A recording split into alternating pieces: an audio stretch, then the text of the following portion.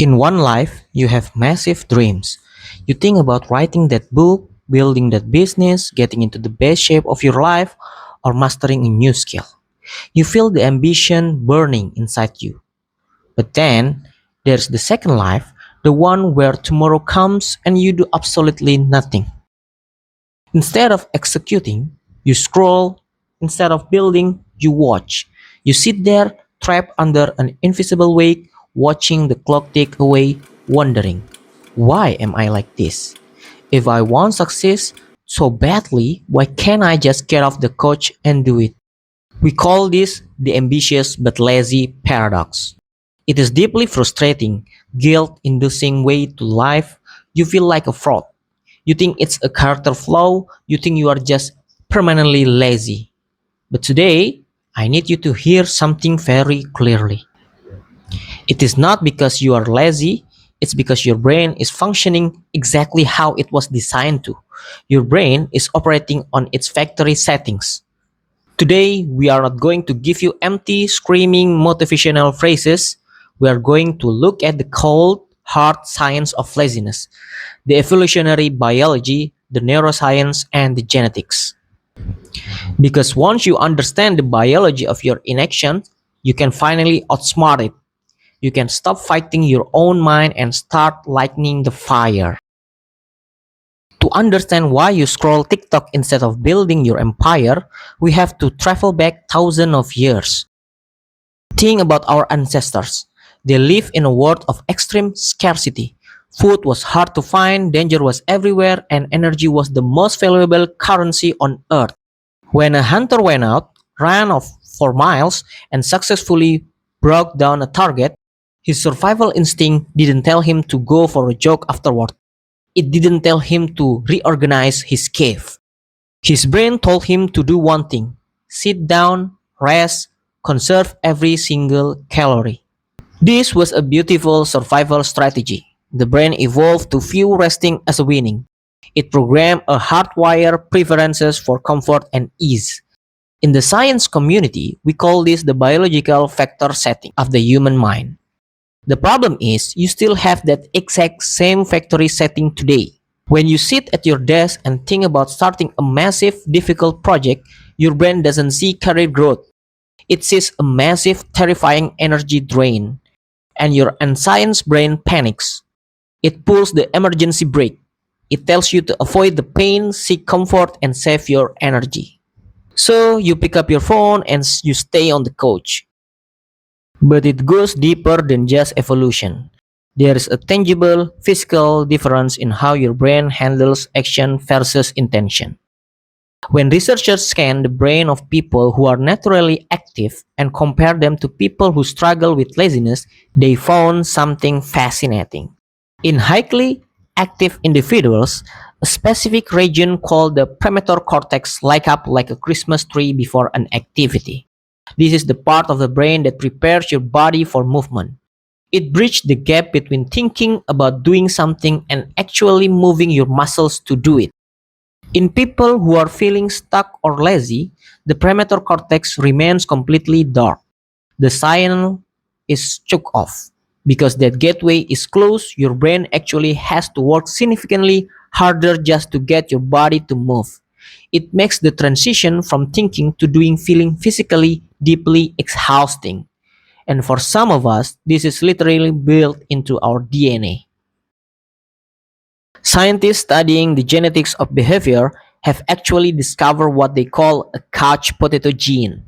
This is a mutation in a normal gene that regulates our activity levels by altering our dopamine receptors. If you have this mutation, you don't get a natural high from physical or mental exertion. Without that properly functioning receptor, your brain naturally prefers sitting around and doing less. This brings us to the core of the trap: dopamine system. Dopamine is a molecule of anticipation, reward, and motivation. High achievers have trained their brains to become addicted to dopamine release by completing hard tasks. They feel challenged, they finish the task, and their brain rewards them with a rush of satisfaction. But if you are trapped in the lazy paradox, you have fallen for the trap of cheap dopamine or instant gratification. Your brain knows it can get a quick, effortless flood of dopamine just by scrolling through social media or watching another video. So it calculates the options. Option A, spend massive energy writing a book and get dopamine later. Option B, open an app with zero effort and get dopamine right now. Your brain will choose option B every single time. It signals, if we can feel good doing something so easy, why would we ever do something so complex? So, how do we fix this? If your evolution, your brain pathways, and even your genetics are working against you, how do you win? You do it by changing the strategy. You don't use raw willpower because willpower runs out. You use systems to outsmart your biology. Here is your step by step blueprint to break the cycle. Step 1. Use the 2-minute rule. The hardest part of any task is always the absolute beginning. Think of your momentum like a heavy ball sitting at the top of a hill. The first push is incredibly heavy, but once it starts moving, it rolls on its own. To get that first push, promise yourself you will only work on the task for exactly 2 minutes. Want to read a book? Just read one single page. Want to clean your entire room? Just clean one single corner. By lowering the stage, you stop scaring your brain. You bypass the biology emergency brake, and once you start, momentum takes over. Step 2, the small wins strategy. Stop thinking about the top of the mountain. If you want to save money, don't focus on the stress of cutting back on everything. If you want to write a book, do not think about writing 200 pages. Just write one sentence today. When you achieve a tiny microscopic goal, your brain ticks off a win and releases a small drop of earned dopamine. You are training your brain to realize that effort feels good. Focus entirely on progress, never on perfection. Step 3. Build training wheels. Stop relying on inspiration.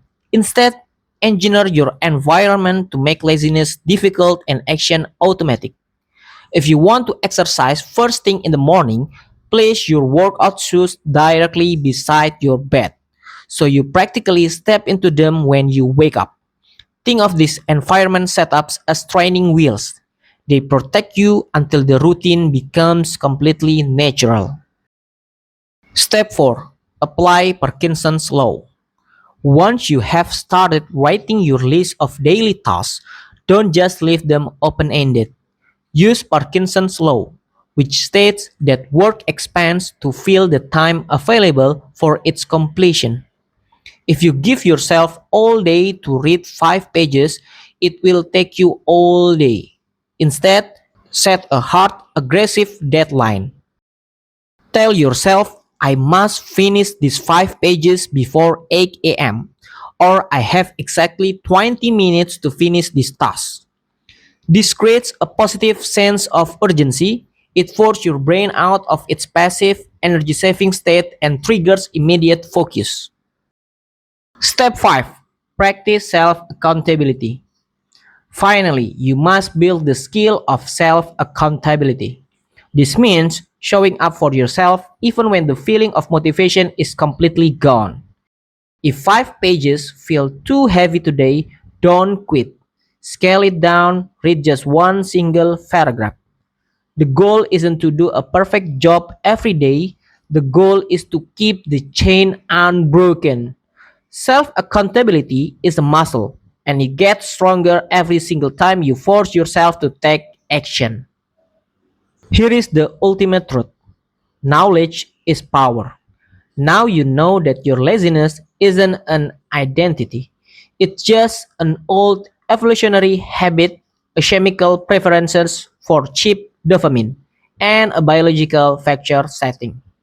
But you are not doomed to live a life dictated by your default settings. You can fight your DNA, your brain will reward you in the end.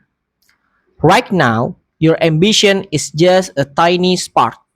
Every single small action you take today, every 2-minute task, every single sentence written, every small routine built is like adding fuel to that spark. Keep adding fuel. Do not wait for the perfect moment. Be incredibly kind to yourself when you fail, but always get right back up and keep moving. You do not need to be perfect. You just need to be consistent. Pick one tiny thing, take action right now, and go light that fire.